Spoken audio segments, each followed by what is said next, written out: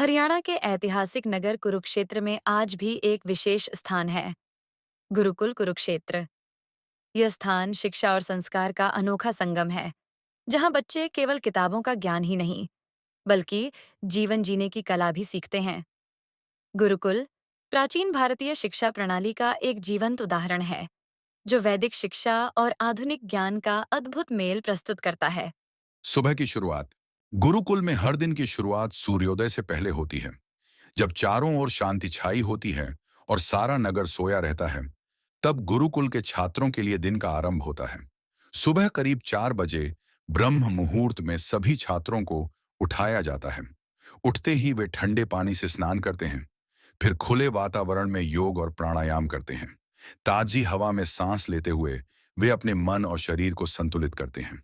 योग के बाद वैदिक मंत्रों का उच्चारण और हवन होता है। हर सुबह का यह अनुष्ठान छात्रों को शारीरिक, मानसिक और आध्यात्मिक रूप से ऊर्जा प्रदान करता है। हवन के बाद शैक्षिक सत्र की शुरुआत होती है। गुरुकुल में शिक्षा केवल पुस्तकों तक सीमित नहीं है। यहाँ छात्रों को वैदिक साहित्य, संस्कृत, उपनिषदों और धर्मशास्त्र की शिक्षा दी जाती है। इसके साथ ही गणित, विज्ञान और आधुनिक विषयों का भी गहन अध्ययन कराया जाता है। शिक्षण का तरीका अनोखा है। यहाँ रटने की बजाय छात्रों को सोचने, तर्क करने और समझने की शिक्षा दी जाती है। गुरु शिष्य का संबंध बहुत गहरा और व्यक्तिगत होता है।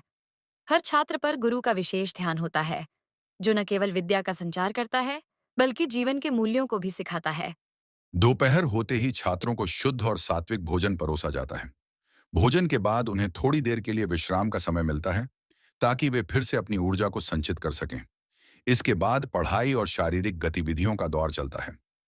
छात्रों को खेलकूद और अन्य शारीरिक क्रियाओं में भाग लेने के लिए प्रेरित किया जाता है, जिससे उनका शारीरिक विकास होता है।